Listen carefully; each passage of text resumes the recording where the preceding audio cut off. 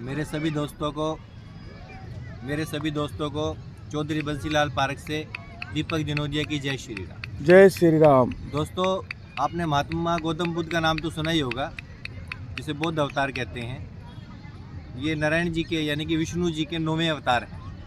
कुछ लोग श्री राम जी, श्री कृष्ण जी से तो नफरत करते हैं और महात्मा बुद्ध को वो मानते हैं। ऐसे मूर्ख लोगों से कहना चाहूँगा, सारी माया एक है, चाहे वो श्री कृष्ण है, चाहे श्री राम हैं और चाहे गौतम बुद्ध हैं। ये सारे साक्षात नारायण जी के अवतार हैं। गौतम बुद्ध नारायण जी के 9वें अवतार हैं। बिल्कुल ठीक मैं बात है। आपको एक घटना बताता हूँ जो मेरी ज़िंदगी में, मैंने 14 साल की उम्र में वो अखबार में या किसी मैगजीन में कहानी पढ़ी थी। उसके बाद मेरी ज़िंदगी में परिवर्तन आ गया, मेरे विचारों में परिवर्तन आ गया। छोटी सी कहानी से, महात्मा बुद्ध की कहानी है वो। एक बार महात्मा बुद्ध जंगल में बैठे थे। गौतम बुद्ध यानी कि संत बनने के बाद जंगल में बैठे थे और उस जंगल में बियाबान जंगल था जहाँ हिंसक जानवर थे और वहाँ लोगों की बहुत भीड़ थी। तो उनके एक मित्र ने पूछा, महात्मा बुद्ध के एक मित्र ने पूछा, बुद्ध यहाँ आप लोगों को क्या दे रहे हो जो इतनी भीड़ इकट्ठी हुई है? तो महात्मा बुद्ध बोले, आज के हिसाब से समझाता हूँ जो आज का युग है। महात्मा बुद्ध बोले, जब एक बच्चा बड़ा होता है उसकी इच्छा होती है कि पढ़ लिख के मैं फलाना कोर्स कर लूँ, वो इच्छा पूरी हो जाती है। फिर उसकी इच्छा होती है कि मैं बहुत अच्छी पोस्ट पर नौकरी लग जाऊँ, मनपसंद पोस्ट पर नौकरी भी लग गया। फिर उसकी इच्छा होती है कि मनपसंद लड़की से शादी करूँ, मेरा एक फ्लैट हो, वो भी इच्छा पूरी होगी। उसके बाद उसका मन करता है, जो भी इच्छा उसके मन में आती है वो पूरी होती जाती है। जब सभी इच्छाएँ पूरी हो जाती हैं, अंत में क्या होता है? अंत में उसको चाहिए होती है शांति। उस शांति के लिए लोग मेरे पास आए हुए हैं।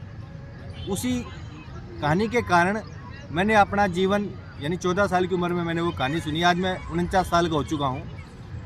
उसके बाद मेरी ज़िंदगी में सादगी, दुनिया को देखने का नज़रिया बिल्कुल परिवर्तन हो गया मेरे विचारों में। आज मैं आपको महात्मा बुद्ध के बारे में कुछ बताना चाहूँगा। हो सकता है आपके विचारों में भी कोई परिवर्तन हो। दोस्तों, जब भगवान बुद्ध का जन्म हुआ तो उनके माता पिता ने उनका नाम सिद्धार्थ रखा और एक घटना ने उनको सिद्धार्थ से महात्मा बुद्ध बना दिया। दोस्तों, जब बुद्ध का जन्म हुआ तो बुद्ध के पिता शुद्धोधन के राज्य में एक ज्योतिषी आए। ज्योतिषी ने बुद्ध को देखकर कहा, यह बालक बड़ा होकर या तो बहुत बड़ा चक्रवर्ती राजा बनेगा या बहुत बड़ा सन्यासी। यह सुनकर बुद्ध के पिता चिंतित हुए, क्योंकि वो चाहते थे कि गौतम बुद्ध चक्रवर्ती राजा ही बने, ना कि सन्यासी। राजा ने महल में सभी से कह दिया, गौतम बुद्ध के सामने कोई बुजुर्ग या बीमार व्यक्ति ना जाए, इनको सारे ऐशो आराम वो ज़िंदगी दिलाई जाए, ना ही कभी गौतम बुद्ध के सामने जीवन मृत्यु की बात की जाए, क्योंकि क्या पता किसी बुजुर्ग या मृत्यु व्यक्ति को देखकर गौतम के मन में सवाल उठ जाए कि ये जीवन मृत्यु क्या है और उन्हें संन्यास लेने का मन हो जाए। गौतम बहुत ही देखभाल में पले और वे युवा हो गए। एक दिन गौतम अपने सारथी के साथ रथ पर बैठे कहीं सम्मेलन में जा रहे थे। रास्ते में उन्होंने एक बुजुर्ग देखा जो झुका हुआ था और लाठी के सहारे चल रहा था।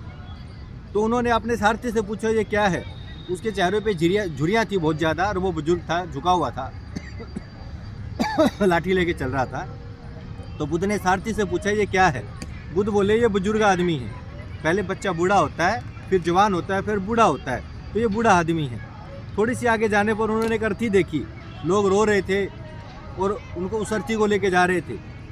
तो रास्ते में उन्होंने देखा कि कुछ लोग रो रहे हैं और एक मरे हुए व्यक्ति को कंधे में लिए जा रहे हैं। गौतम ने अपने सारथी से पूछा, ये लोग क्यों रो रहे हैं और उसे उठाकर कहाँ ले जा रहे हैं? सारथी ने कहा, उस आदमी की मृत्यु हो चुकी है, इसलिए वो लोग उसे जलाने के लिए ले जा रहे हैं। गौतम बोले, मृत्यु ये क्या है?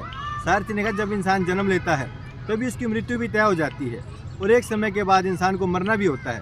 गौतम बोले, तो क्या ये मृत्यु मुझे भी आएगी? सारथी ने कहा, माफ़ कीजिएगा, लेकिन हाँ, ये सत्य है। गौतम बोले, रथ मोड़कर महल वापस चलो। यदि एक दिन मर जाना है तो इस ऐशो आराम का, इस राग रंगों का कोई मोल नहीं। इसके बाद रात दिन वो सोचते कि ये दौलत, रिश्ते, सफलता, ऐशो आराम, सोना चांदी, पद प्रतिष्ठा किसी काम का नहीं। इसके कुछ सालों बाद उन्हें इतने सारे सवालों ने घेर लिया कि वे रातों रात अपनी बीवी और बेटे को सोए हुए रातों रात महल छोड़कर चले गए और सालों की तपस्या के बाद सिद्धार्थ से गौतम बुद्ध बन गए। दोस्तों, क्या आप इस सच को देख पा रहे हो? आपको बहुत कम समय के लिए ज़िंदगी मिली है, फिर एक दिन आप नष्ट हो जाओगे। आप इन झूठे रिश्तों के लिए रोते हो कि कोई आपका क्यों नहीं हुआ, इन झूठी सफलताओं के लिए रोते हो कि कुछ सपने पूरे नहीं हुए। आप अकेले आए हो, अकेले मरोगे, मरने से पहले होश में आओ। मरने से पहले होश में आए। जय बहुत बढ़िया दीपक भाई, बहुत बढ़िया।